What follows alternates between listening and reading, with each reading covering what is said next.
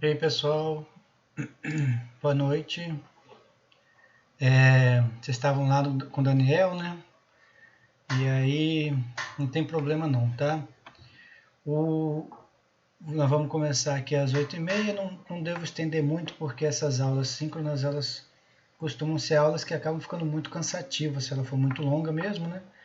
E como eu comentei com vocês, se tivesse começado às 8, 9, 9h30, a gente estaria encerrando. Hoje, nós estamos começando às 8h30, chegando 9, 9h30, 9h40, se a gente sentir que o conteúdo rendeu, né, andou e já saturou de informação, a gente também pode parar. Senão vai até as 10 para compensar essa meia horinha, tá? Sem problema nenhum. Vocês estão escutando bem aí? Acho que o pessoal está chegando ainda, né? De lá daquela sala. E aí o João do Rosário já colocou um questionamento aqui. Professor, boa noite. Tendo acesso ao AVA, percebi que no seu planejamento de curso devemos formar até o dia 10/6 um grupo e com um projeto possível de ser elaborado. A minha dúvida é quem não conhece nada de informática, como é que fica? Bom, vou considerar que você está falando... Ixi, acho que eu fechei o negócio errado aqui, peraí.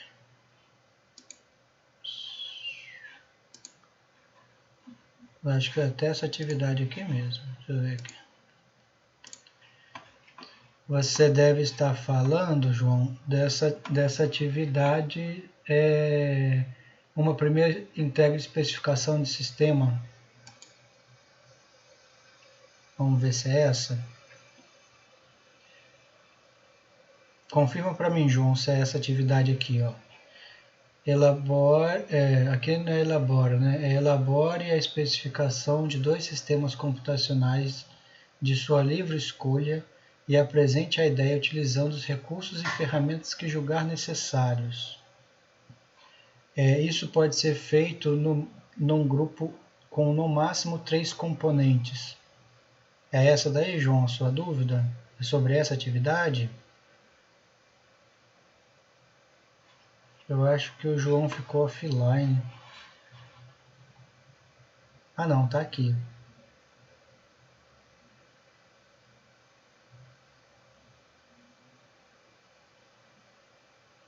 Ah tá, você mandou... Pera aí, o que é isso aqui? Aí bota aqui.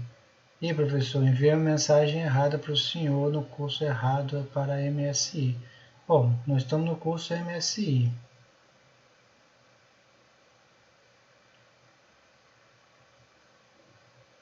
Aproveitando que o João fez essa pergunta, tá?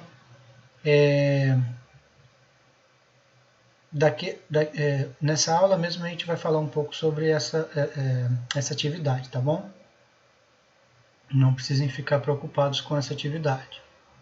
Eu vou detalhar para vocês o que eu espero dessa atividade e o que vocês façam nela.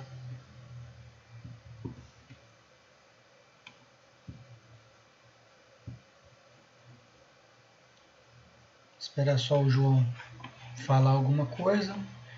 Enquanto isso, eu vou abrir de novo nossa apresentação da aula de hoje, que na verdade nós estamos iniciando aqui a nossa segunda semana, né, que fala sobre levantamento de requisitos. Na verdade, essa semana aqui que está como semana 2, levantamento de requisitos, esse levantamento de requisitos ele vai seguir com a gente aí semana 3 e possivelmente semana 4. Tá? É um conteúdo bastante extenso, que dá para a gente discutir bastante coisa.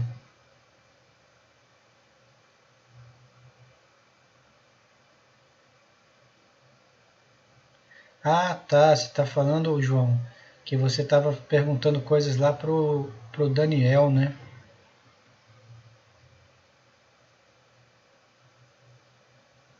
Tudo bem, eu acho que é isso. Então vamos lá. Vou começar a aula, tá? Uma aula, mais uma vez, né, uma aula tranquila, todo mundo podendo participar na hora que quiser, pode interromper, pode enviar mensagens aí no chat, né, que aí eu posso aproveitar o gancho das perguntas ou dos comentários, né, para ir levando a nossa discussão para um caminho mais proveitoso, né? Bom, então essa semana vamos dizer assim, um tópico principal é o levantamento de requisitos, né? Quando a gente fala de levantamento de requisitos, automaticamente nós estamos falando de requisitos de software. Então, nós vamos falar aqui um pouco sobre essa parte ou fase do desenvolvimento de sistemas, né, que corresponde justamente a entender o que nós precisamos fazer ou o que nós queremos fazer como solução computacional, né, e a partir do desejo, seja do cliente ou do próprio idealizador da ferramenta que vai ser desenvolvida, né, saber lidar com essas etapas de especificação. Tudo bem? Só confirmem aí, vocês estão me escutando? Eu posso continuar? Né? Dando um sim aí, eu entendo. Ok, beleza. Então vamos lá. Vocês viram que eu abri lá na página do Ava, né? Na sala de vocês mesmo, esse material. Né? Depois a gente vai deixar disponível a gravação dessa aula para futuros acessos e para quem eventualmente não conseguiu participar de forma síncrona aqui, poder ver isso em um outro horário. Esse material, né, só para contextualizar, eu consegui com o professor Fabiano Rui, né, que é um professor que dá aula de desenvolvimento de sistemas, né, mais especificamente a parte de análise de sistemas, uma disciplina lá no curso de graduação. Então, a carga de conteúdo desse slide é muito completa, vamos dizer assim, né, e muito bem feita. Então, se a gente absorver, vamos dizer assim, 30% do que está aqui, é mais do que suficiente para a gente no nosso curso. Tá? Então eu não vou me preocupar em ficar detalhando o conteúdo que tem slides por slide, não. Né? A gente vai, na verdade, aproveitar esse material para servir de guia ou direcionamento para as nossas discussões dentro desse tópico de levantamento de requisitos. Tá? Então esse material foi elaborado pelo professor Fabiano Rui em 2012, mas isso não tem problema, porque são coisas que não mudam ou não mudaram de lá para cá. Tá?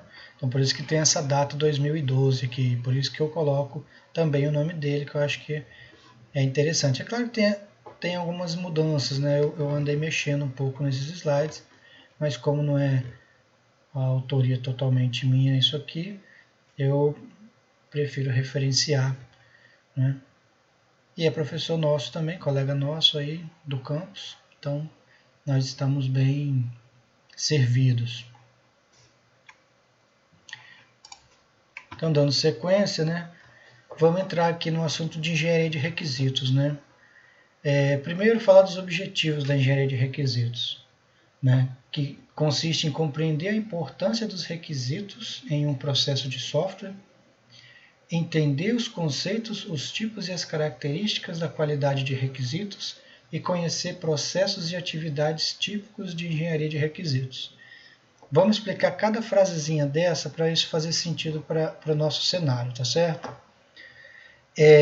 Quando a gente coloca assim, né, que engenharia de requisitos tem como objetivo compreender a importância dos requisitos, na verdade a gente está falando aqui o quê? A gente está afirmando que se não for dada importância, né, se a gente não der importância ao que está sendo solicitado, né, se a gente não considerar o que realmente se quer com a solução, não adianta pensar numa solução. Exemplo, né? Contextualizando aqui para software, né? Porque a gente fala aqui de processo de software.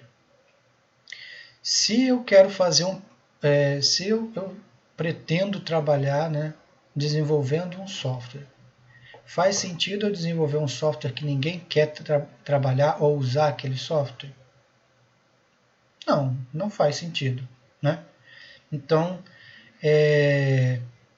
o que eu preciso primeiro é saber quem está querendo utilizar o software que eu vou desenvolver e o que essa pessoa, né, esse cliente ou às vezes cenário, né, precisa que esse software faça, né? Então, quando a gente fala de compreender a importância desses requisitos, é a gente entender que se não for considerado a vontade de quem vai usar o software, não adianta você tentar fazer um software e achar que ele vai ter sucesso. Conseguiram entender isso aí? Beleza?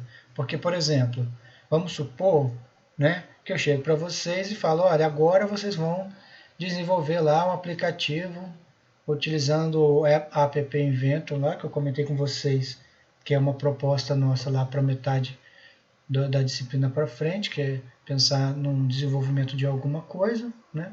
Fazer algum programinha, um aplicativo celular, qualquer coisa que seja. Não faz sentido vocês criarem algo que vocês não sabem nem para que serve ou quem vai querer usar aquilo, né? Então, não adianta ir colocando a mão na massa, né? Programando, aprendendo ferramenta, trabalhando em design gráfico da tela do software, né? Ou do aplicativo que seja, se você não sabe se aquilo ali atende a alguém, né? Se aquilo ali interessa para alguém. Então, engenharia de requisitos trabalha um dos grandes aspectos com grande importância, né, para sucesso da nossa aplicação, que é saber se alguém vai usar e se esse alguém que vai usar vai encontrar ali as funcionalidades, né, as funções que ele espera, né, que ele está procurando, certo? Por exemplo, vamos supor que eu resolva fazer aqui um aplicativo que faz resumo dessas nossas aulas.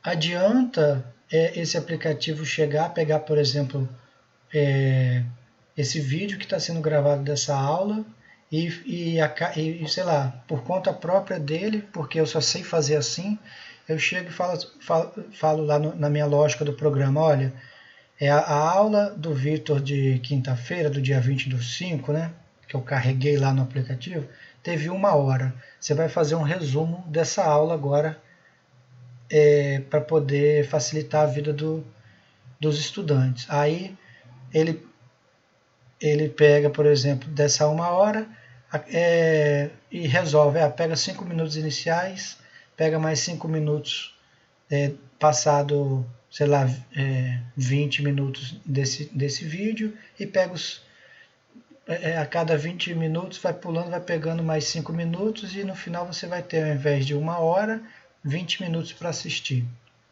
Quer dizer, será que o conteúdo que vai estar nesse resumo vai interessar? Né?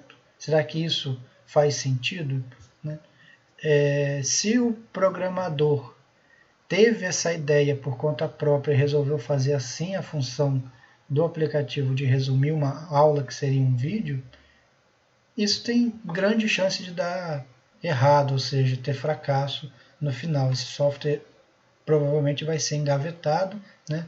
E se fosse, por exemplo, uma promessa de uma empresa para um cliente, provavelmente o cliente não teria interesse em pagar ao desenvolvedor desse software para usar ele, por exemplo, na escola ou qualquer lugar que seja, no curso, né, que poderia adotar esse aplicativo como recomendação lá de ferramenta, ok?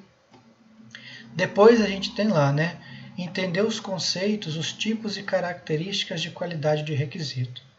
Esse é outro objetivo importante dentro de engenharia de requisitos, porque aqui a gente fala sobre requisitos que são funcionais, né? Quando a gente fala de tipos e características, existem requisitos que são funcionais, ou seja, o que o software deve fazer, né? e requisitos, por exemplo, que são voltados ou ligados à tecnologia, né, que vai limitar a forma como um software pode funcionar. Exemplo, vamos supor lá que eu queira fazer um software para auxiliar vocês agora na, sei lá, na elaboração de uma agenda, tá? Para vocês se organizarem. Aí eu chego para vocês e pergunto, né? Vem cá, o que teria que ter nessa agenda de vocês? Por exemplo, um alerta para informar, inclusive com link, onde vai ser a sala, a aula de um determinado professor, né, naquele horário, naquele dia. Né? Vocês vão querer, por exemplo, uma funcionalidade que mostre toda a agenda no formato do calendário mensal ou a opção de simplificar para semanal. Né? Qual o nível de informação que eu tenho que ter de agendamento em cada dia?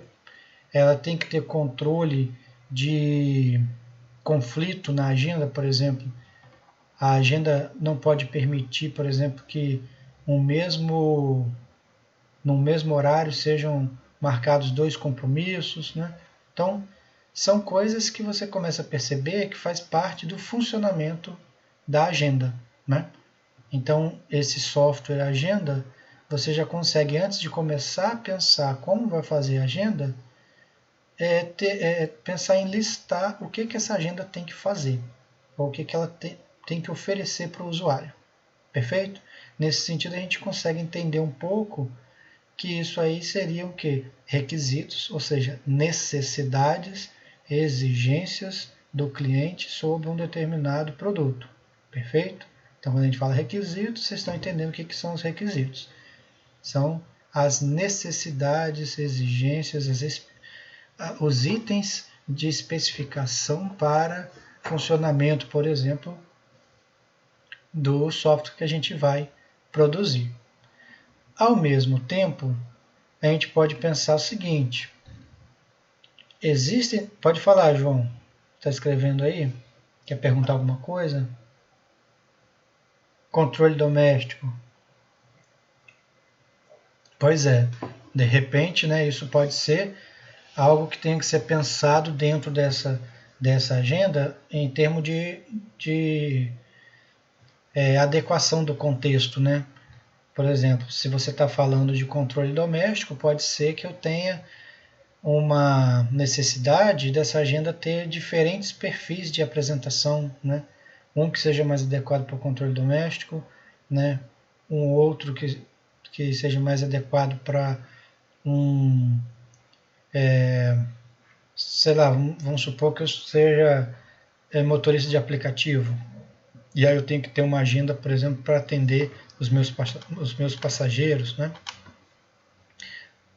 Pode ser uma coisa que teria que, assim, conversar, né, com quem vai usar o software, que isso pode ser um cliente único ou um grupo de pessoas que a gente está julgando ser potenciais usuários de uma aplicação.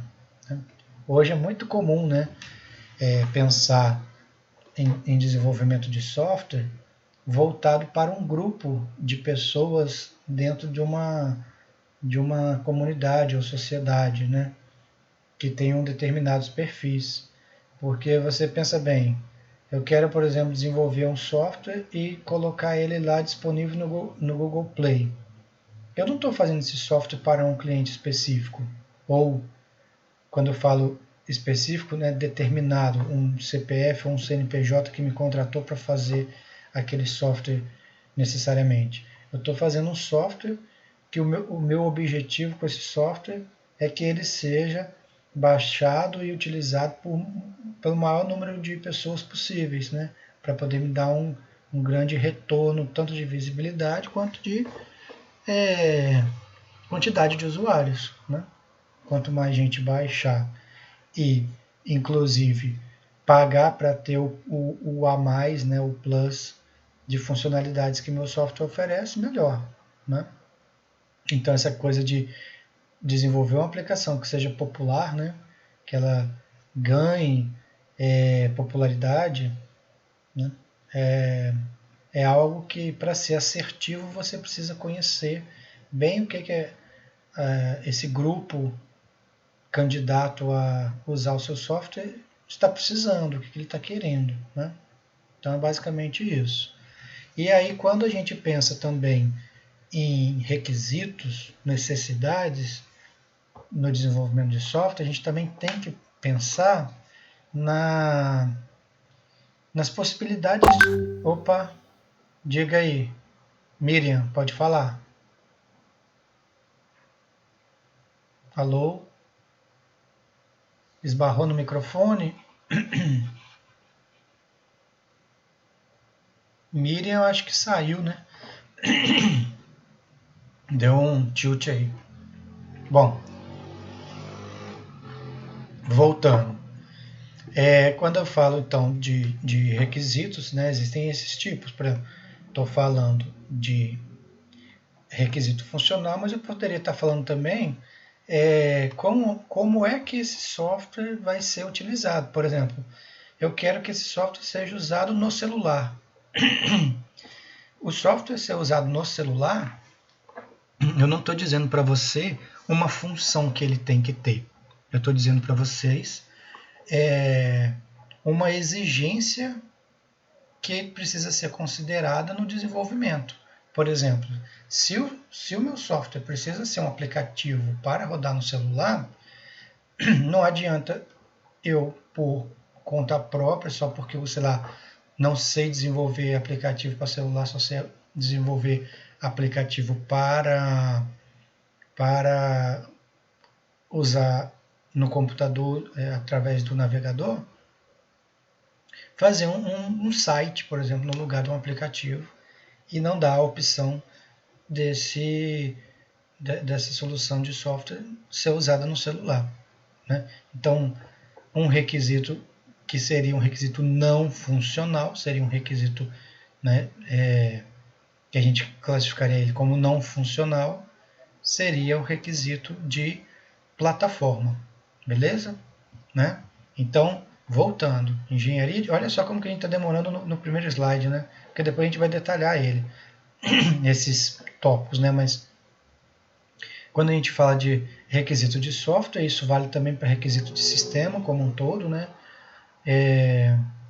Nós estamos preocupados em mostrar para vocês a importância que tem os requisitos e mostrar, inclusive, que existem tipos de requisitos diferentes, né? Com características e qualidades diferentes. Né? E ainda conhecer o processo e atividades típicos de engenharia de requisitos. Quando a gente fala em conhecer processos e atividades típicos de engenharia de requisitos, aqui a minha preocupação agora é outra. A minha preocupação agora é saber me organizar para não deixar escapar as informações que eu estou conseguindo durante esse processo, né, de descoberta. Por exemplo, agora, né, eu pensei em fazer um software, mas eu não tenho nem ideia que software vai ser esse ainda. Então, o primeiro passo é começar o quê? A pensar nas coisas que ainda não existem dentro do mundo de software e que eu gostaria de usar, por exemplo. Ou, se eu for, por exemplo, um dono de uma empresa que desenvolve software ou funcionário de uma empresa que desenvolve software, procurar saber dentro da minha carteira de clientes, né, ou seja, meu grupo de empresas ou pessoas, usuários que pedem para eu desenvolver sistemas, se eles estão com necessidade de alguma coisa. Em cima dessas necessidades, né, que aí a gente já começou a perceber que as necessidades que vêm do cliente, a maioria delas são as necessidades que a gente chamou aqui de requisitos funcionais, né, começar a elaborar como poderia ser a disposição disso, né, questão de interface, né, ou telas, a forma de acesso, né? E daí começar então a me preocupar no que eu posso, dentro do meu conhecimento, oferecer de solução para essas necessidades que estão aparecendo. Quando a gente fala de engenharia de requisitos, é muito, na verdade, nós vamos generalizar aqui. Quando a gente fala de levantamento de requisitos, a gente não pode, nesse momento, estar preocupado com a tecnologia que vai ser usada para desenvolver ele. A tecnologia que vai ser utilizada para desenvolver o software, né, a solução que está sendo pedida ou requisitada, isso vai surgir naturalmente quando vocês forem avaliar quais são as exigências, ou seja, os requisitos que são não funcionais, né? Que é, por exemplo, eu percebi que eu preciso fazer um software, um aplicativo, alguma coisa lá para um cidadão, mas esse cidadão ele definiu que ela precisa funcionar na internet. Ele precisa ter acesso, mesmo que seja no computador, mas tem que estar disponível a hora que ele quiser, em qualquer lugar que ele estiver, né? Então, com isso a gente já começa a filtrar um monte de possibilidades de linguagem de programação que poderia ser usada, ferramenta que dá suporte a essas linguagens de programação, né? E assim por diante, tá? Às vezes, existem limitações que elas estão ligadas ao negócio em que a aplicação vai ser submetida. Por exemplo, fazer software para a indústria é uma coisa que é muito séria e complicada, né? Assim, complicado no sentido de levantar os requisitos, né? Você precisa ter muito cuidado nessa etapa, porque muitos dos requisitos estão relacionados à privacidade de dados, né? Questão de disponibilidade da aplicação. Custo é um requisito importantíssimo e o custo é um requisito que é não funcional, né? Porque o custo não é algo que o software vai te dar depois de pronto, né? O custo é algo que o software te dá antes de ficar pronto, né? Então, custo, se você pensa, por exemplo, em entrar numa licitação para ganhar concorrência, ele pode ser inclusive um fator variável, mas limitante do mesmo jeito, né? Porque você vai acabar tendo que saber estipular um valor para ganhar a concorrência, né, sem ter prejuízo, né? São coisas muito importantes. E observa, aproveitando aí o gancho do requisito custo, né? Se você dimensiona mal o custo e o tempo, a chance de falha no projeto é 100%. Né? Alguém vai ter que abrir mão. Tá certo? Alguém vai ter que abrir mão. Normalmente o cliente não abre mão, né? Ou você não pode esperar que ele abra mão. E mesmo que ele abra mão, vocês entendem que isso já não estava no planejamento, né? Por exemplo, chego para vocês e falo, olha, eu vou desenvolver um software agora para vocês, um joguinho, né? Resolvi fazer um jogo para vocês, tá? E ele vai custar, pelo que eu estou dimensionando aqui, R$ 1 para cada um, tá? Seria suficiente para poder pensar aqui num joguinho bacana e daqui a um mês tá disponibilizando para vocês lá na Play Store, no Google Store, que seja lá. Aí você fala que, rapaz, como é que esse cara chegou nesse valor, né? Aí você, por trás disso tudo, teria que levar em conta o número de pessoas que vão trabalhar, né? A hora trabalhada, o tempo. Aí eu percebo, por exemplo, que 15 dias em andamento no meu projeto, eu já não vou dar conta de estar entregando esse joguinho para vocês daqui a um mês. Opa, Será que o pessoal está com paciência de esperar mais tempo do que um mês para poder usar o joguinho, né? Jogar? Talvez não, né? Se for um público variado, então, eu posso perder para a concorrência. Então, considerar que o cliente vai permitir, né, ou vai aceitar aumento no prazo, na verdade ele já está aceitando que o projeto deu errado e ele está te ajudando a reparar o projeto, né? Então, quando a gente fala que não teve sucesso, já é nesse sentido, né? Tudo que eu planejei não consegui realizar, tá? Custo, mesma coisa. Falei que ia cobrar R$ 1, mas agora estou vendo que se eu não cobrar 2 eu vou tomar prejuízo. Vou jogar lá como R$ 2 e deixo o pau quebrar. Quer dizer, não é assim que se resolvem os problemas, né? O projeto teve sucesso? Não, não teve sucesso. Saiu um valor diferente do que estava especificado no requisito. Então, essa quebra de requisitos é uma coisa que a gente percebe em 40% dos projetos que isso daí acontece mesmo, tá? Mas é da natureza do processo. É algo que ainda está em amadurecimento. Existem várias áreas, como engenharia, né, áreas da engenharia, que têm adotado hoje técnicas que há muitos anos, né, já têm sido utilizadas na parte de engenharia de software para tentar minimizar essas coisas. Tá? Se algum de vocês aqui presente aí na aula, né, nessa turma, já trabalhou com obra, por exemplo, uma reforma de uma casa, de um apartamento, de um quarto, né?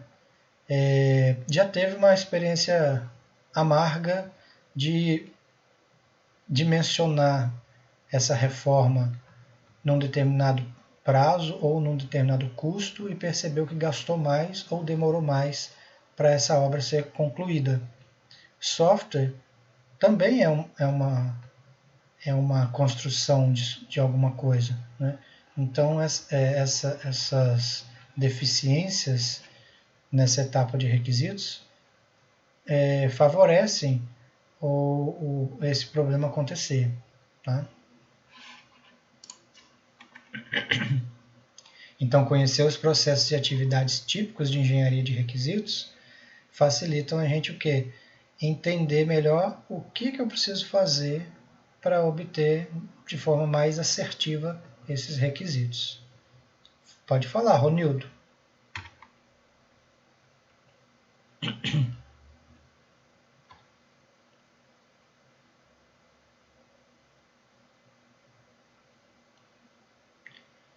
Na software houses é um setor forte, sim, claro que sim.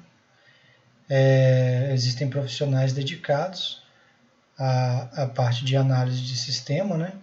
Normalmente quem ocupa essas posições são pessoas que acabam fazendo curso superior ou tecnólogo em desenvolvimento de sistemas, né? E elas têm um papel tão importante que elas podem ser assim o divisor de águas dentro de um projeto para ele dar certo ou errado. Tá? Isso aí. Ah, você trabalhava com isso? Que legal, hein? Muito bons. Várias experiências de vida suas aí vão coincidir com estratégias que são recomendadas aqui dentro dessa parte de levantamento de requisitos. Tá? Então, ó, esse slide, né, eu falei com vocês que ele tem um conteúdo muito extenso, né, com uma agenda que está definindo ali, por exemplo, eu achei melhor deixar esse slide completo, porque quem quiser também uma leitura complementar, não há mal nenhum nisso. Né? Então você tem ali, né, engenharia de requisitos, falando então na introdução, requisitos, definições, tipos e características, quer dizer, se a gente der conta disso aqui essa semana, né,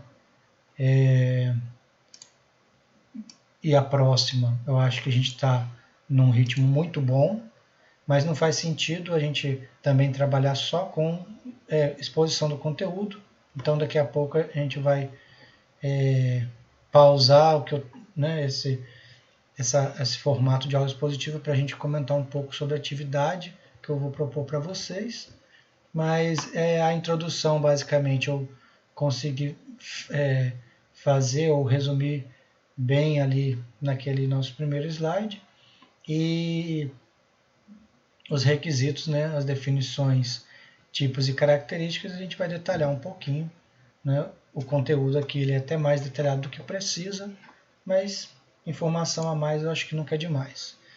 E o processo de engenharia de requisitos, né, falando também um pouco sobre as etapas, né, e estratégias que a gente utiliza para fazer esse levantamento. E falando também depois em engenharia de requisitos em qualidade, em modelos de qualidade, tá? Para a gente ter uma ideia sobre a modelagem desses requisitos.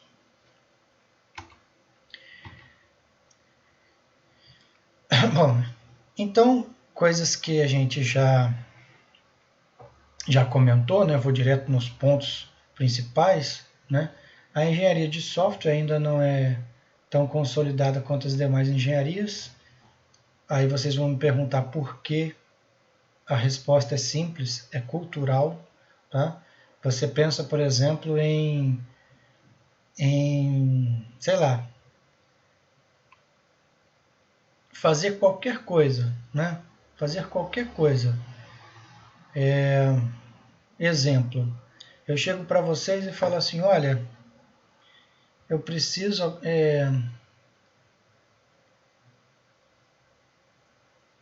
uma coisa bem simples mesmo. Preciso trocar uma pilha de um controle remoto. O que vocês fazem logo de cara? Abrem o controle e arrancam a pilha. Exemplo, né? Nem procuraram saber direito como era, por exemplo, no manual de instruções, como deveria ser aberta aquela tampa daquele controle. Pode ser que em alguns casos vocês acabem quebrando o pino para abrir a tampinha do compartimento de pilha do controle remoto, né? Depois vão procurar pilha na casa, não sabe nem se tem pilha na casa carregada, né, nova, para poder fazer a substituição. Aí às vezes pode acontecer daquele controle remoto ficar lá aberto 2 dias até que alguém compre pilha para substituição. E aí quando vai colocar aquela pilha no controle já perdeu a tampinha, ou alguém pegou aquela tampinha que estava solta, quebrou o pino e agora já está usando durex para fechar a tampinha da pilha do controle remoto e assim por diante. Quer dizer, várias coisas começam a dar errado, né? Numa situação que poderia ser bem simples, se você tivesse primeiro feito o quê? Um planejamento, né? Então, quando a gente fala em desenvolver software, muita coisa dessas, nesse mesmo princípio, acontece.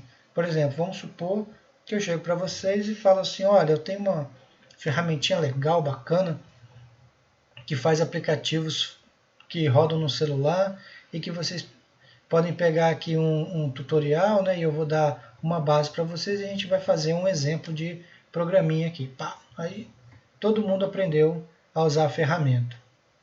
Aí eu chego para vocês e passo um trabalho. Falo, pessoal, agora eu quero que vocês elaborem para mim aquela mesma agenda que a gente comentou no início da aula. Eu quero agora que vocês façam uma agenda que funcione no celular. Aí daqui a pouco vai aparecer um monte de gente já com a agenda pronta me mostrando. E aí eu vou perceber que a agenda não faz um monte de coisa que eu tinha vontade que ela fizesse. Qual foi a falha logo de cara que a gente percebeu aí? A ansiedade, a vontade de entregar logo o produto fez com que vocês ignorassem totalmente a parte da engenharia do software e foram direto para a parte de implementação do software, né? Indo para um exemplo mais palpável para quem não é da área de informática, ainda está entrando na área agora, né? Eu preciso fazer a reforma do meu quarto.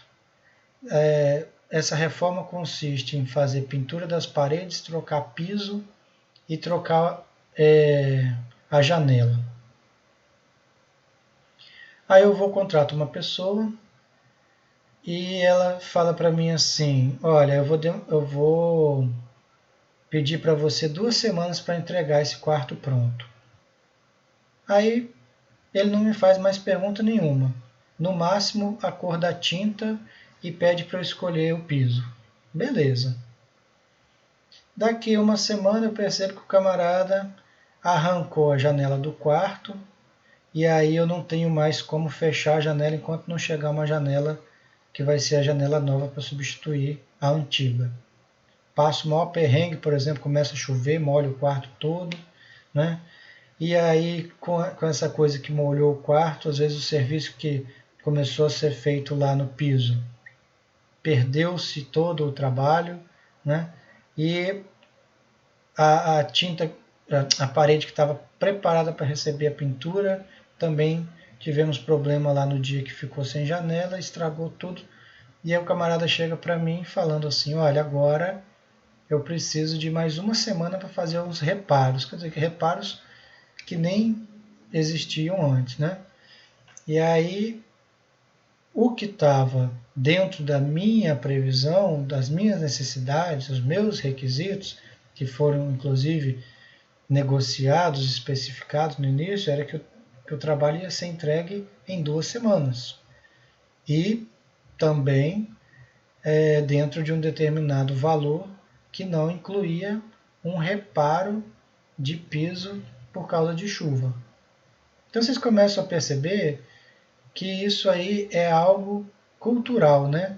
As pessoas começam a meter a mão na massa e começam a fazer as coisas sem saber, muitas vezes, como é que deve ser feito ou quais são assim, as exigências que o cliente tem sobre a execução do serviço, né?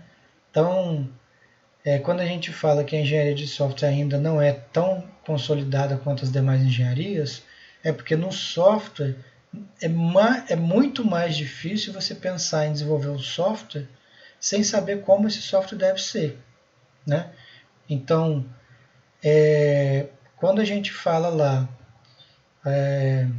que vai ser feito um aplicativo, a gente começa a perceber que muita gente começa a fazer o software e depois começa a fazer gambiarra em cima daquele software até chegar no produto final, né? Então, a engenharia de software ela foi amadurecendo, foi percebendo que em termos de tempo, né, prazo de entrega, hoje o mercado não admite mais você extrapolar o tempo crítico. O que eu quero dizer com isso? Vou dar exemplo. É possível você pensar numa solução que não existe e demorar 1 mês para colocar aquilo ali em funcionamento ou em produção para que as pessoas usem? Não. Por quê? Porque a corrida por desenvolvimento de soluções novas, ela está muito alta, né? Você vê, por exemplo, que quando você acha que teve uma ideia nova de software, né, de aplicativo, por exemplo, de celular, e vai lá no Google Play, no Play Store, né, para ver se tem alguma coisa similar, você acaba encontrando o danado do software pronto lá já, né? Quem nunca passou por isso, né? Teve vontade de ter um software que fizesse alguma coisa, aí vai lá na Play Store e encontra um software que resolve o problema, né? Isso aí é bastante comum. Então, a engenharia de software, ela vamos dizer assim, para funcionar, né, dentro de uma etapa, né, dentro de um processo de desenvolvimento, a gente precisa adotar algumas estratégias que elas sejam rápidas, né? Então, mais para frente, no nosso curso, a gente vai gastar aí um tópico só falando sobre esse tipo de estratégias de desenvolvimento, né? Tá? Que a gente chama de métodos de desenvolvimento de software. Então, quer dizer, software não é algo muito palpável, concordo, né? É difícil porque ele é muito abstrato, né? É algo que a gente não pega. Então, por exemplo, vender um software não é uma coisa fácil. Pensa aí, por exemplo, na época que vocês ainda usavam CD e iam comprar um jogo, né? Ah, beleza, quando eu compro um jogo, eu recebo uma caixinha, recebo o disco, tem lá os folhetozinhos dentro da caixinha lá com manual ou estratégias, né, imagens do jogo lá, às vezes história, alguma coisa adicional, né? Tipo, vamos dizer assim, aqueles acessórios, né, que fazem com que você sinta proprietário agora daquela coisa. E aí quando você fala em vender um software, que o software na verdade vai ser só o direito a você utilizar uma aplicação, muitos acabam buscando coisa que é gratuita ou coisas que são, né, alternativas aí para não ter que pagar o software que está sendo cobrado. Né? Um exemplo aí é o sistema operacional Windows, né, que a gente vê um índice de pirataria no Windows enorme, por exemplo. Muitos não usam às vezes o sistema operacional Linux, que tem distribuições, né, gratuitas, e adotam às vezes na máquina usar um Windows, mas não quer pagar porque acha que não está pagando por nada, na verdade. Ele vai só ser um software, olha só que coisa, que você vai utilizar, mas você não vai ter aquela propriedade de um produto que você vai guardar numa prateleira. Não sei se vocês estão conseguindo me entender bem, mas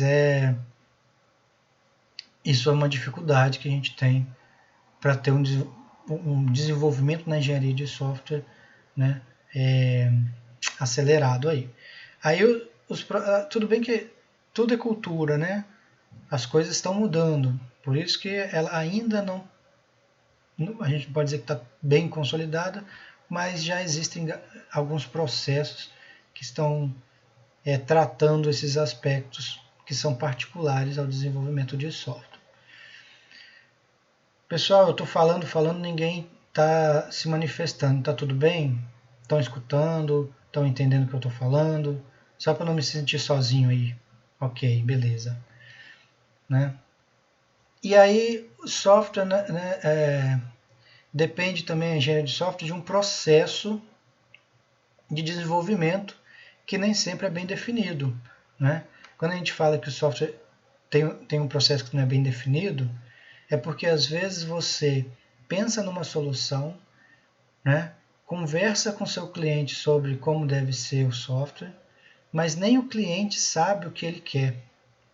Aí você precisa fazer parte do programa, né, do software, do aplicativo que seja, mostrar para o cliente para ver se você está indo no caminho certo, e aí com isso ir realimentando, né, e atualizando quais são as necessidades desse cliente sobre o seu aplicativo que está em desenvolvimento, para no final não errar tanto, né, ou aproximar o máximo possível do que estava na cabeça do cliente e ele não soube te dizer o que ele queria. Tá? E aí é isso, né? Para esse fim existe a software house. Pois é, entende-se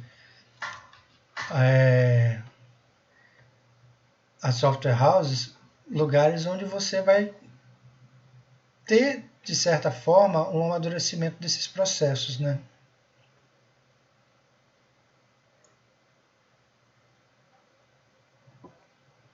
Pois é, o objetivo final é vender o que o cliente necessita. Mas para chegar no ponto de saber o que o cliente necessita, às vezes a gente encontra esses embates aí, né? Certo?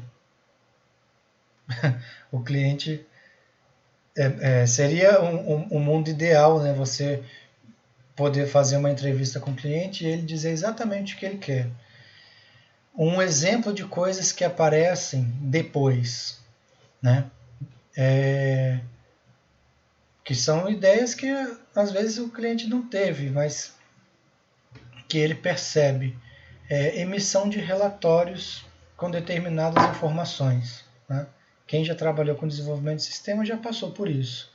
Entregou o software e depois ficou aí mexendo com novas funcionalidades que eram justamente a adição de filtros para exibir listagens, né?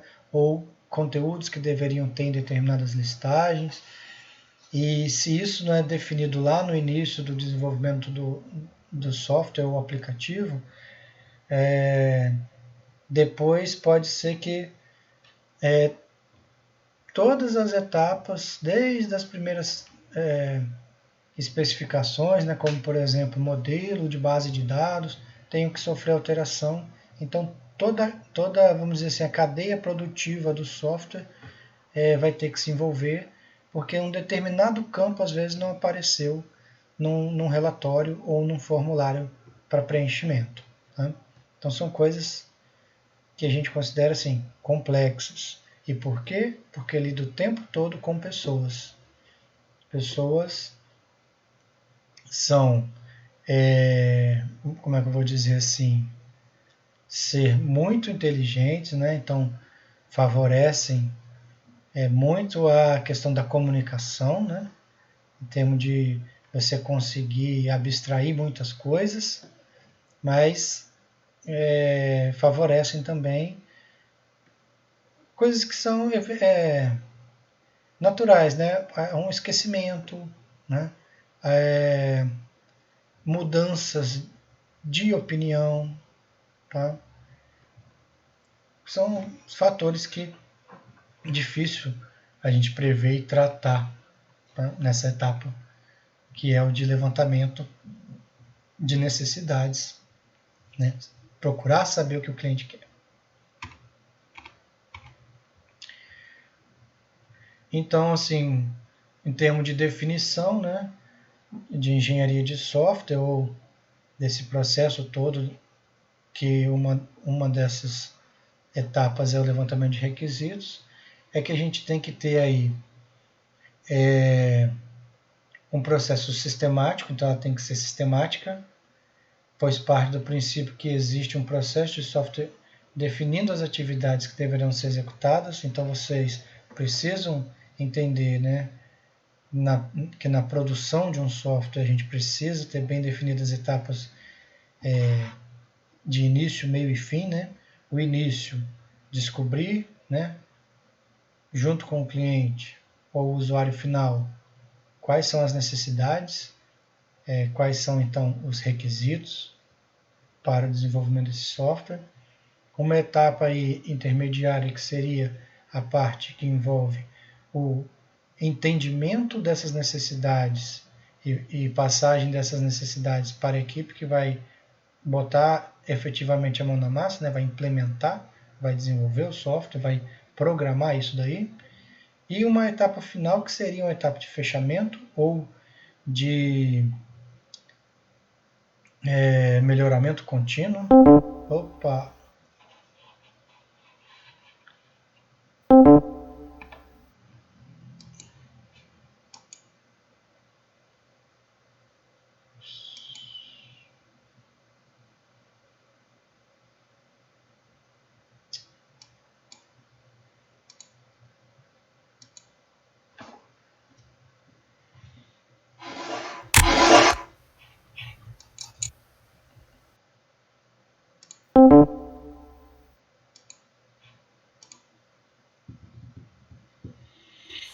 Oi.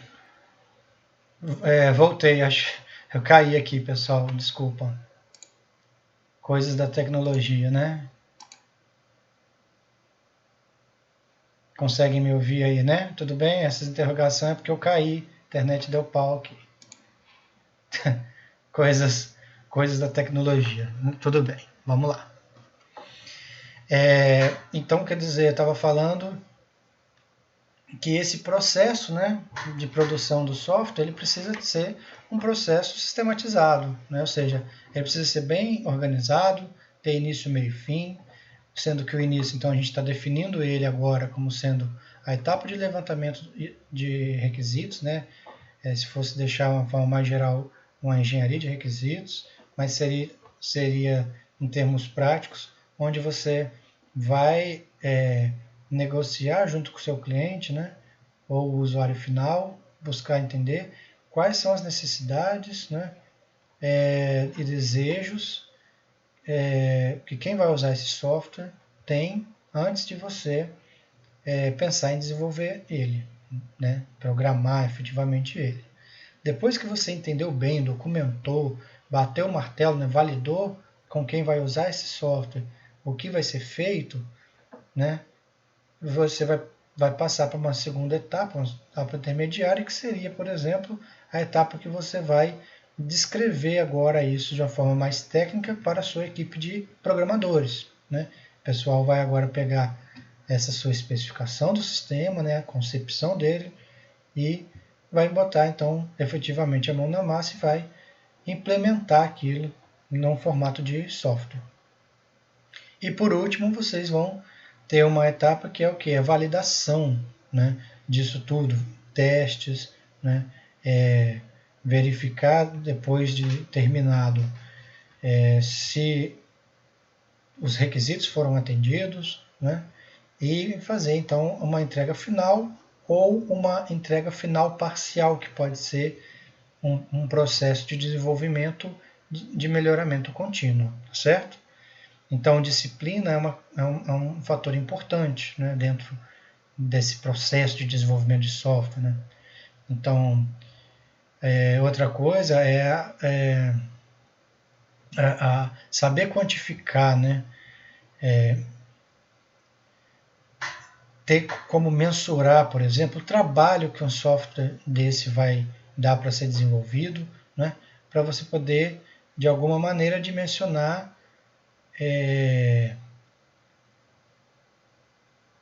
como é que eu vou dizer assim, custos, né, e tempo.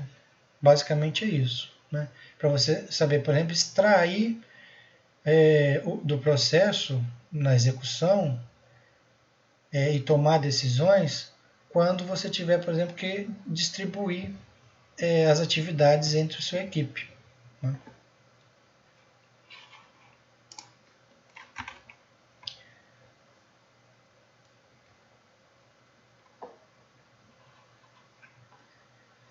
E aí tem uma afirmação que é feita aqui, né?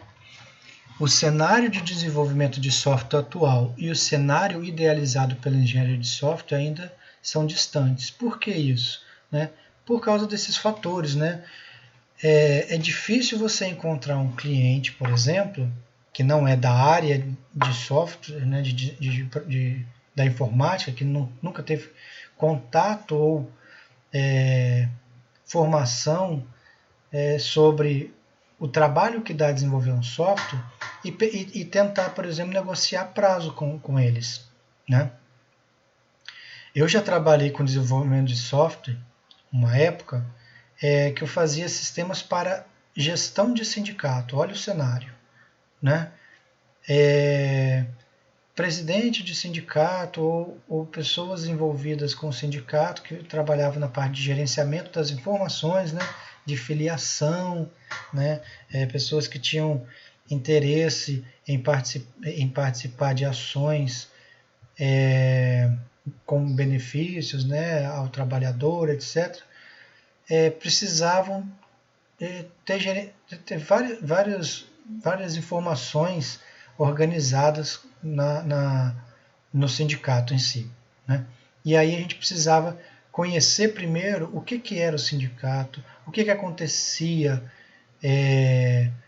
no dia a dia de um presidente de sindicato, para poder entender quais são como é que eu vou dizer assim, o trabalho dele, né, as funções que ele assumia dentro do sindicato e as operações que ele tinha que realizar no dia a dia dele, para ter controle, por exemplo, de filiados, ações de justiça, etc e tal, quer dizer, muita coisa que estava fora do alcance nosso como formados na área de informática. Eu nunca tinha me envolvido com sindicato, trabalhar com sindicato, então quer dizer, como é que eu ia saber o que um sindicato faz, né, e oferece, por exemplo, para os sindicalizados lá, e em termos de informação, como é que essa informação é manipulada e é oferecida para esses sindicalizados. Quer dizer, era um cenário totalmente adverso. Então, a gente precisava confiar totalmente nas informações que iam ser passadas do cliente para que fosse feito o desenvolvimento do software. Quando eram feitas entrevistas, muitas vezes nessas entrevistas as informações eram desencontradas, né? Às vezes a gente precisava ter acesso ao cliente para poder tirar dúvida. Esse cliente não tinha disponibilidade de horário para poder estar atendendo e tirando dúvida, né? Então, o software ele acabava sendo desenvolvido de uma forma faz e testa, vê se é isso, atendeu, não atendeu, eu quero modificar, agora mudou, por exemplo, uma lei que exige que nos relatórios ou nos formulários a gente inclua uma matrícula de alguma coisa lá que antes não tinha. Quer dizer, a gente percebeu, né, naquela época que até o próprio processo de software a ser escolhido fazia parte dos requisitos do software, né? Não adiantava a gente entregar um produto fechado, pronto para o cliente. O produto ele tinha que ter uma estrutura incremental. À medida que as coisas iam acontecendo lá no cenário do sindicato, né, do cliente, ele ia demandando as funções e a gente ia criando novas telas e essas telas iam atendendo as demandas e aí o prazo, por exemplo, para entrega do software, na verdade, foi definido como prazo para entrega de algumas telas no decorrer do tempo, né? Chegar numa situação dessa é muito difícil, porque nem tudo a gente encontra em livro para poder você seguir, né? E executar e achar que a coisa vai dar certo, né? Porque aí volto a dizer, né? A gente lida diretamente com pessoas e as pessoas nem sempre entendem bem quais são as etapas que a gente precisa passar para poder, por exemplo, entregar uma tela pronta, né? Tem muita coisa por trás de uma tela de um programa de computador, né? Tem ali programação, tem ali análise dos dados, né? Às vezes, quando fala de análise de dados, tem que estudar muito sobre o negócio que aquele software vai atender e assim por diante, né? Então, dentre os principais motivos, né, estão o não uso de princípios da engenharia de software para apoiar as atividades de desenvolvimento, que é causado, por exemplo, quando a pessoa começa a fazer o software para depois ver se aquele software vai dar certo, e o mau uso de princípios da engenharia de software para apoiar as atividades de desenvolvimento. Nessa hora a gente abre um parênteses para falar sobre documentação. Uma coisa que a gente percebe que é falha no processo de desenvolvimento do software hoje e que é difícil fazer isso entrar na cabeça dos desenvolvedores. Tudo que você for implementar, ou seja, toda a parte de código que você for fazer num programa de computador, você precisa ter um padrão de explicação daquilo ali, documentação daquilo ali. Você precisa definir um padrão de elaboração de documento que defina todo o trabalho que você teve dentro daquele software, no desenvolvimento dele, em um documento, né? Em uma forma textual ou de diagrama, né? Ou de modelos de gráficos que permitam pessoas, por exemplo, que tenham que dar manutenção naquele seu software depois, entender o que foi feito, né?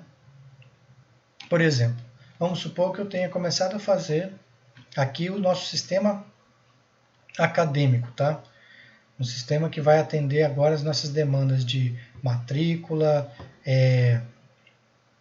os diários que vocês acessam lá no acadêmico para poder ver qual disciplina você está matriculado, quais são os alunos que estão naquela turma, qual é o nome do professor, horário das aulas, né?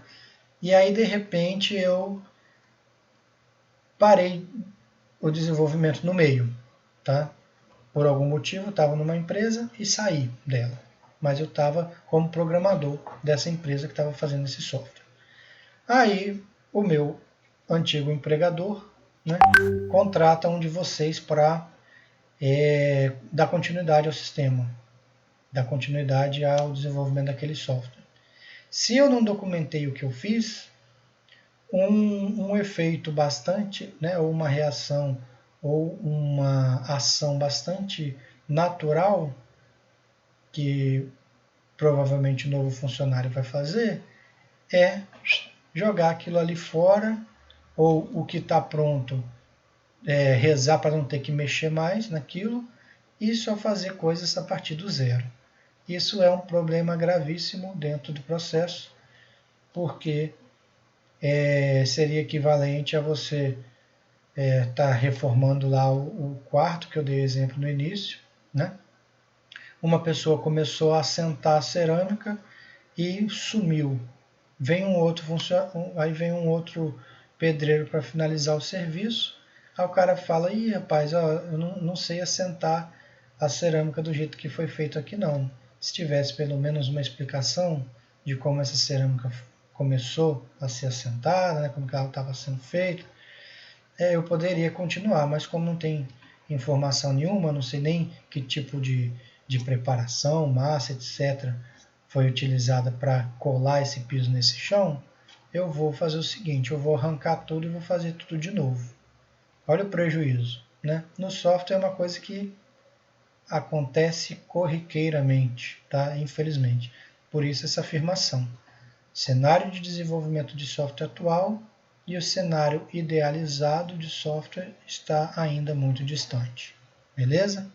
Aí quer dizer, é claro, nessa disciplina a gente vai falar muito sobre essas teorias aí de desenvolvimento.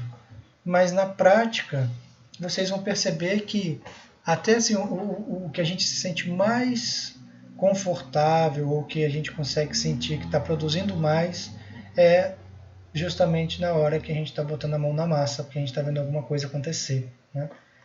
Na parte de documentação, na parte de né, planejar as coisas, isso aí a gente acaba não tendo paciência, né? E aí eu gosto de frisar que é importante, tá? Porque o detalhamento do cenário é facilmente percebido, né?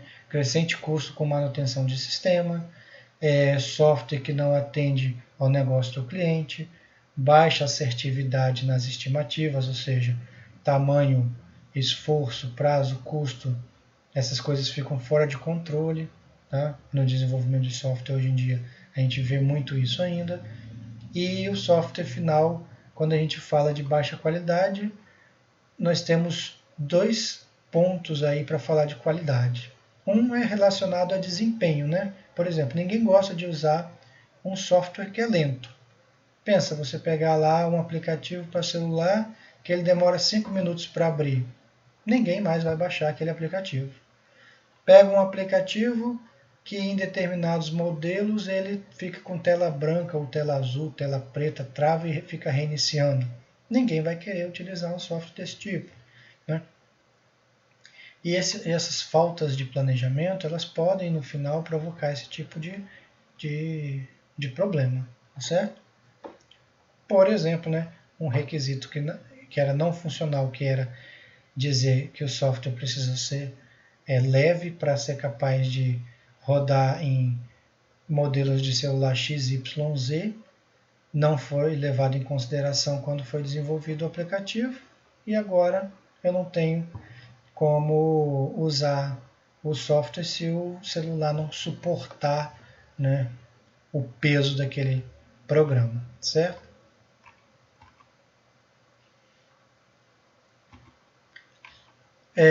Em termos de dados, né, só para a gente fechar esse assunto por hoje,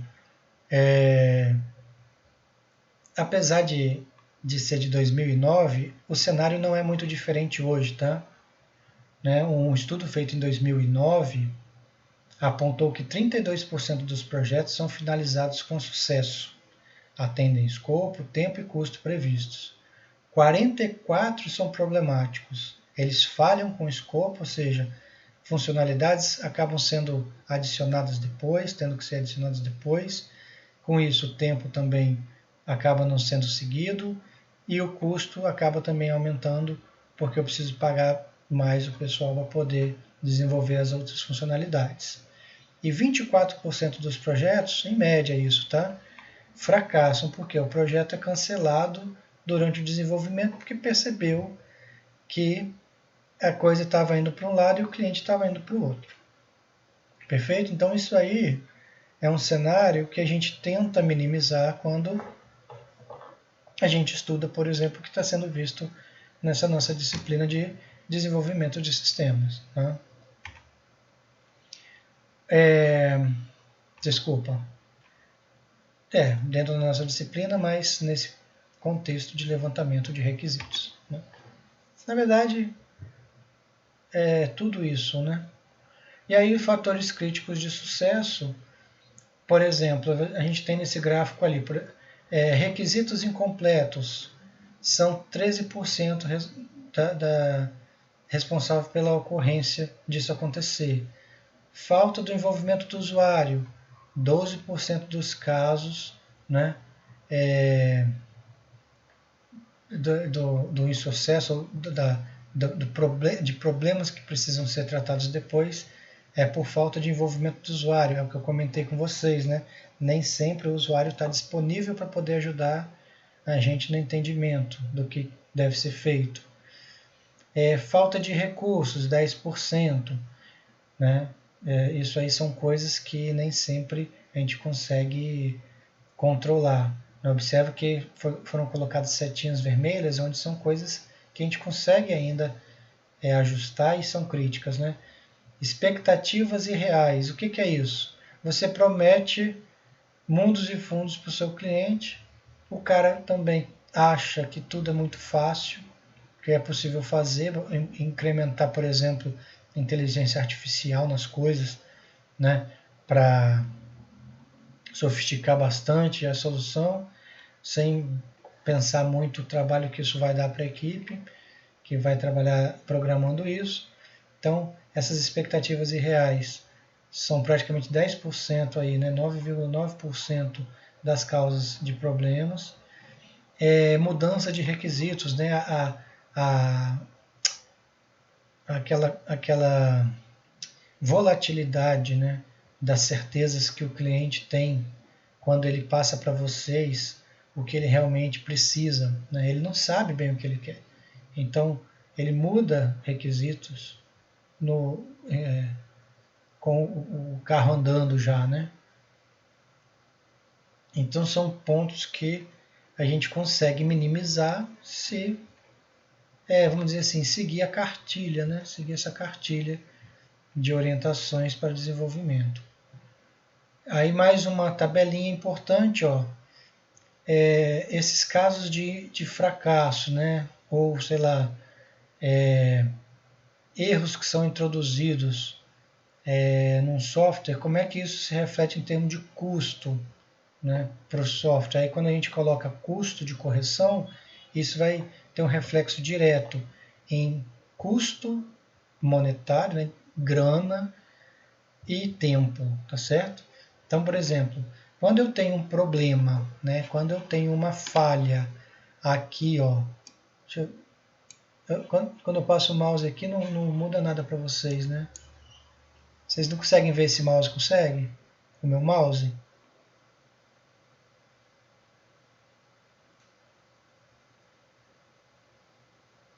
Só porque aí o mouse vai direcionando onde vocês precisam estar com o olho na tabela. Não mostra, né? Gozada aqui. Tudo bem. Na primeira linha aí, olha. Na primeira linha você tem análise de requisitos. Aí Tempo gasto no desenvolvimento do software, né? 10%. Erro introduzido, 55%. Erros encontrados, apenas 18%. Isso causa um custo de correção de uma vez, porque o que significa isso uma vez? Eu só preciso refazer a análise de requisitos uma vez, entendeu? Ou seja, vamos pensar aqui, né? Eu tenho 1, 2, 3, 4, 5, 6 fases dentro do processo, né? Então, quantas vezes eu teria que refazer uma determinada atividade? Se dentro da fase de análise de requisitos, né? Que é 10% do tempo do processo, eu tiver aí uma introdução de 55% de erros e encontrar apenas 18% desses erros, eu vou estar refazendo uma vez mais essas atividades, tá certo? Mas infelizmente, muitos desses erros eles vão seguir em frente no meu projeto e eu só vou descobrir eles quando eu estiver lá na parte de projeto do sistema, que é quando eu vou pensar na tecnologia, tá certo? Ferramentas para programar, desenvolver e tal. Os recursos que vão ser necessários. Então, ao projetar o sistema, eu tenho aqui agora 20% do tempo gasto, né, na parte de projeto do sistema. E aqui eu tenho 30% dos erros que são introduzidos dentro do processo. Consigo encontrar normalmente 10% desses erros e isso já vai me gerar um retrabalho de 1 a 5 vezes, certo? Então, quer dizer, são coisas que vão aumentando o meu tempo, né? Se eu estou falando para você que o projeto de sistema eu gastaria 20% do tempo, se eu vou ter que refazer de 1 a 5 vezes 20%, né, das coisas que eu tô achando aqui agora, ou 10%, se fosse pensar nos encontrados, eu já vou aumentando esse tempo também de uma forma bem natural, perceberam? Assim, parece que já faz parte do desenvolvimento de software fazer coisas erradas para ir consertando depois. Depois a gente vem para a parte de implementação. Quando eu chego na parte de implementação, sabendo que eu tenho lá, sei lá, 20% de erros não encontrados ainda, olha que zebra que isso dá. Eu vou programar, ou seja, vou meter a mão em código, né, e design de janelas e etc e tal, né, sabendo que eu vou ter que fazer de 6 a 10 vezes, às vezes, aí, ó, coisas porque erros estão sendo introduzidos lá do projeto. Ó. Na parte de projeto existem erros que eu só vou descobrir aqui depois. Aí observa, os erros encontrados aqui já são 50%, porque o software começa a ganhar corpo, começa a ficar materializado para a gente, né? O que a gente está fazendo e onde a gente vai chegar. Então, como a gente não consegue prever tudo, acertar tudo lá na análise, né? Ou seja, na parte quando a gente faz o levantamento de requisitos, que é o que a gente tá analisando agora, e depois na parte de projeto, que é começar a pensar isso como um software de fato, para poder passar para o pessoal da programação, eu acabo levando muita coisa errada para lá. Né? E aí, eventualmente nos testes eu acho aí bastante falhas, e esses testes normalmente eu só consigo fazer depois que já tem alguma tela e código pronto, né? Isso vai ajudar, claro, a identificar os erros. Aí vem lá, ó, outros e manutenção, a gente consegue ainda inserir mais 5% de erro e ter 22% de coisas consertadas. Normalmente essa fase é aquela fase que o software já está na mão do cliente, do usuário, e começou a dar bug na mão dele. e ele começou a reportar esse bug para a gente, ou seja, começou a mostrar ou defeitos, né, de programação ou funções que ele achou que era para ser feito de um jeito e a gente fez de outro. Perceberam? Então quer dizer, é muito pouco tempo dentro de um processo de software que a gente gasta em análise de requisitos. Então vale muito a pena fazer isso de forma bem feita para reduzir ao máximo essa introdução aqui, ó, de erros, uma vez que isso afeta muito a questão dos custos nas etapas seguintes. Ok? Então o objetivo dessa tabela é o quê? É mostrar a importância do levantamento de requisitos. Vamos fazer isso bem feito, porque fazendo isso bem feito, a gente consegue ter mais segurança nas etapas seguintes, que são as etapas mais caras, que gastam mais tempo e que geram mais retrabalho, né? Por exemplo, cheguei lá na fase de teste e descobri que tinha um erro de requisito. Você vai ter que voltar lá no início. Para essa funcionalidade você vai ter que fazer tudo isso de novo. Vai ter que fazer a atualização do requisito daquela função do programa. Você vai ter que alterar o projeto do sistema incluindo aquela função. Você vai ter que programar de novo aquela função. Vai ter que testar de novo aquela função. Depois vai ter que ainda torcer para que aquela função tenha sido feita de forma correta para o cliente não mandar fazer de novo. Beleza? Então é isso. Aí, pessoal, com isso a gente consegue ver, né, bem a motivação do desenvolvimento. Pensa lá uma situação em que você teve como especificado um balanço e aí o cliente passou para você, né, explicou para você o balanço como sendo um balanço com 3 ripas ali, tá vendo? Como se fosse um balanço de 3 andares. Aí o líder do projeto, como o processo não estava muito bem definido, né, aquela coisa de não se preocupar com a documentação, né, como eu vou anotar essas informações todas, o líder do projeto, num processo, vamos dizer assim, similar a um telefone sem fio, né, entendeu que o balanço devia ser assim, que já não tem nada a ver com uma funcionalidade de balanço, isso já não funciona como um balanço. Aí o analista já projetou o balanço para ele poder funcionar, fazendo esses ajustes ali, ó. Colocou a árvore cortada, né, já com uns troncos auxiliares, nada a ver, né? E depois o programador construiu o balanço dessa forma, porque com a tecnologia que ele tinha de linguagem de programação, ferramentas, etc., ele viu que só dava para fazer o balanço assim, dentro do que ele entendeu que foi passado para ele no documento do projeto. Né? Aí a gente vai entendendo melhor aquela tabela da inserção dos erros. Né? Aí, ó, como um consultor de negócios, o projeto já foi definido dessa forma, uma poltrona bem confortável num balanço, algo que funcione, mas que não é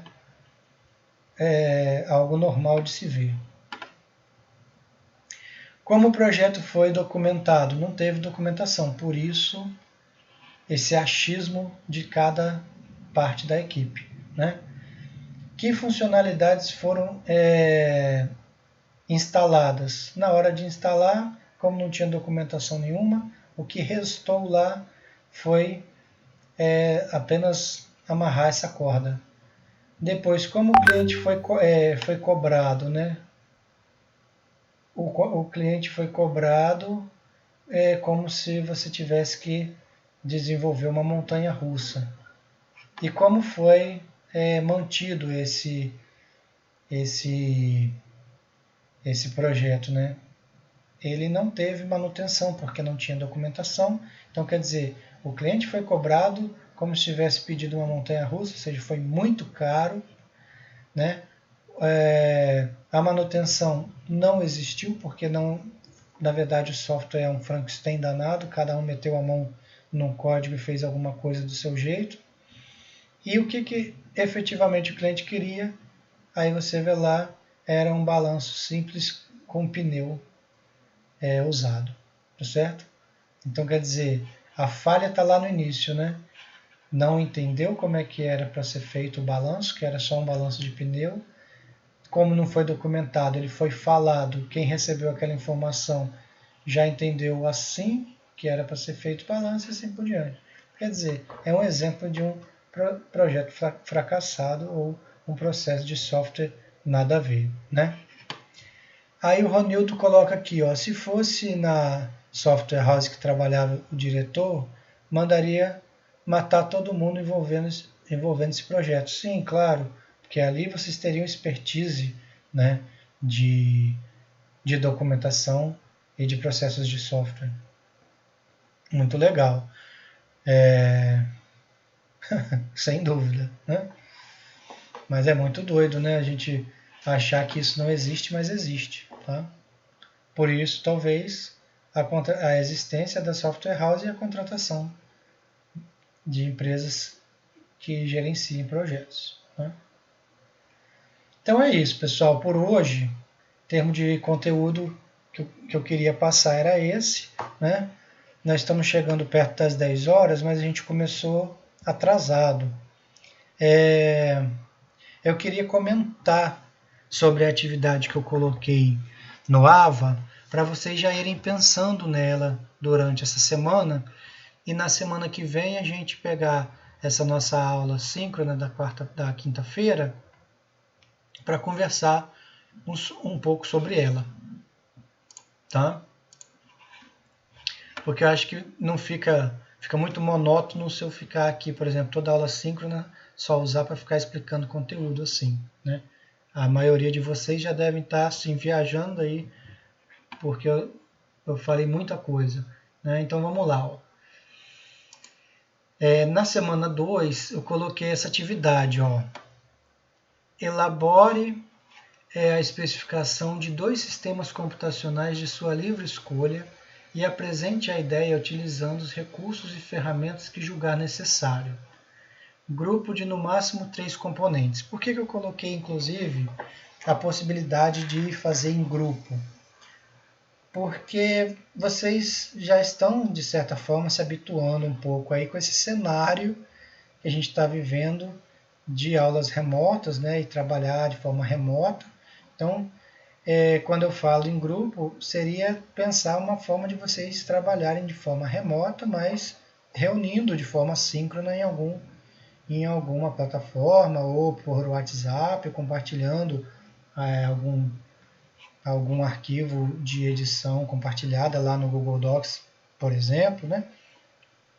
E pensar de uma forma livre como vocês poderiam passar para mim a ideia de 2 sistemas computacionais, ou seja, eu queria que vocês, né, agora, nessa próxima semana e na outra, pensassem em ideias, né, de 2 sistemas que vocês gostariam até mesmo de desenvolver eles depois, tá? Que vocês acham que é uma ideia interessante e que eu, vendo o documento de vocês, a especificação de vocês, eu consiga entender bem o que vocês pretendem, né, ou estão, sei lá, propondo como software, tá certo? Isso, na verdade, vai ser uma atividade que vai dar para a gente um sentimento prático muito bom sobre essa questão toda que eu levantei aí de requisitos, tá? Porque vocês agora vão se ver no papel de cliente e depois eu vou também colocar vocês no papel de desenvolvedor de software para junto comigo, né, tentar perceber como é que algumas coisas precisam ter estratégias bem definidas, né, ou seja, uso, né, às vezes até de ferramenta, para poder facilitar esse trabalho de entendimento do software, para fazer uma concepção, né, do software em si. Então, se vocês olharem aqui, eu coloquei data de entrega para essa atividade, 10 de junho. Então eu nem vou andar mais com conteúdo teórico com vocês agora. Agora a gente para, né? E eu vou dar um tempo para vocês se organizarem. E para a semana que vem vocês vão então mostrar, entregar para mim, né? Eu vou colocar uma planilha aí compartilhada na plataforma para vocês. E vocês vão definir entre vocês os componentes do grupo, se for trabalhar em grupo. Quem não for trabalhar em grupo vai colocar só o nome separado ali, tá certo? Na lista. Na planilha eu vou pensar ainda, eu vou chamar de grupos e componentes e vocês vão colocar de forma livre lá o preenchimento dos componentes, que pode ser 1, 2 ou 3, tá bom? O legal de trabalhar em grupo é que vocês se ajudam trocando ideias também na hora de pensar como vai elaborar, né, esse documento de 2 softwares, de 2 ideias que vocês vão me entregar, tá certo? Aí a entrega, né, vai ser feita aqui pelo envio de um documento, que aí vocês podem fazer isso, por exemplo, num Google Docs da vida e imprimir PDF, ou fazer no papel, tirar foto e postar, tá certo? Ferramenta de livre escolha. Eu já tenho experiência, por exemplo, com ferramentas de prototipagem, que eu nem falei nada disso aqui. Aí o camarada entra aí na internet, já usa uma ferramenta online que permite ele fazer esboço de janelinhas do programa, tá certo? E aí ele vai me entregar às vezes um link ou um documento que tem um monte de imagens já esboçando como é que seria o software. Outros vão ter a ideia de fazer isso no papel, desenhando as janelinhas, certo? Ou se for num celular, inclusive com um desenho de uma tela como se estivesse navegando no celular. Então é uma coisa que vai ficar bem livre para vocês agora, né? Pensarem aí duas ideias, né, de 2 softwares para desenvolver, sem se preocupar, inclusive, se vocês vão ter que fazer esse software depois, tá? Essa atividade, a preocupação é o que vocês estão entregando aqui nessa atividade. Eu e os demais colegas conseguem entender? É claro que eu não vou ficar expondo, tá, as especificações de vocês para todo mundo, não tem esse negócio de ficar com vergonha, de achar que fez uma especificação que não ficou legal. Primeiro eu vou olhar uma por uma, vou fazer comentários, e as que a gente achar depois, né, que são as mais interessantes, a gente usa como exemplo aqui para mostrar algumas ideias que podem já ser utilizadas nessa fase de levantamento de requisitos. Alguém ia falar aí, pode falar. Alguém começou a querer digitar e parou.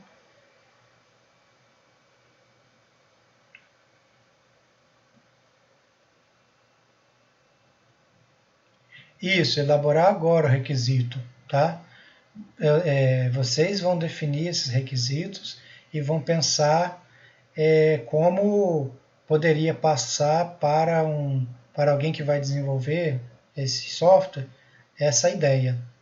Depois a gente vai amadurecer, por exemplo, até chegar, quem sabe, numa etapa de projeto, usando alguma ferramenta em cima desses requisitos, né? E evoluindo para uma especificação mais voltada para o desenvolvimento do software que a equipe de programadores entenda melhor.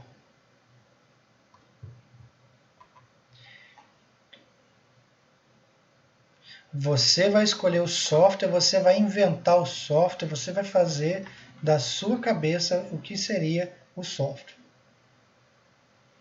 Já existe software que eu estou, estou sem ideia nenhuma inédita de software. Não precisa ser inédito, tá? Mas vocês acabam tendo ideias inovadoras bem bacanas,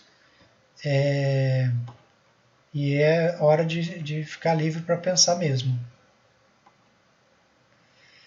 E se depois vai programar essas ideias, isso tudo depende, por enquanto não. Por enquanto a gente não tem essa obrigação. Perfeito? Porque depois, eu já comentei com vocês que a gente vai desenvolver um aplicativo, alguma coisa do tipo, né? E aí, se essa ideia que vocês, né, já começarem a amadurecer ela agora, virar o software lá depois, legal, é bom porque essas coisas vão sendo reaproveitadas, as atividades não vão jogando, a gente não vai jogando fora.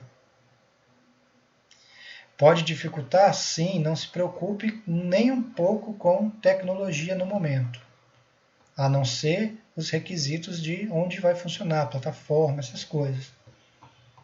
Mas se é difícil, se eu preciso saber determinada linguagem de programação, se a ferramenta que vai ser usada precisa pagar por fora, isso aí não tem nada a ver. Beleza?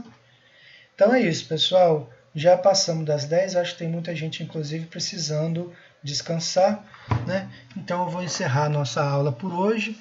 Lembrando, né, quando a gente tem esses encontros síncronos, como eles são gravados, eu disponibilizo aí no Avo. Então, se alguém perdeu alguma coisa, né, depois é só clicar lá no Ava e assistir o link que eu deixo do YouTube, tá ok? Beleza, Ronildo, boa noite. Boa noite aos demais também. E, pessoal, não precisem ficar acanhados em participar, não, tá? Às vezes pergunta que parece besta, são perguntas muito valiosas para a nossa discussão, tá? E assim, vocês vão perceber, nem todos os nossos encontros vão ser desse jeito. Eu abrindo o slide, falando. São poucas as aulas nessa disciplina que a gente precisa fazer isso. A maioria das nossas aulas síncronas vão ser para comentar coisas sobre as atividades, né? E sempre num clima bem suave aí, pensando que vocês já viram, inclusive, a apresentação desse curso do Daniel hoje e viram que Introdução ao Desenvolvimento de Sistemas não é uma disciplina assim tão focal no curso, né? Ela é importante, mas ela não é o que vai, vamos dizer assim, fazer parte da espinha dorsal aí, né? Da formação, tá? Mais alguma coisa, João? Vou esperar o João falar.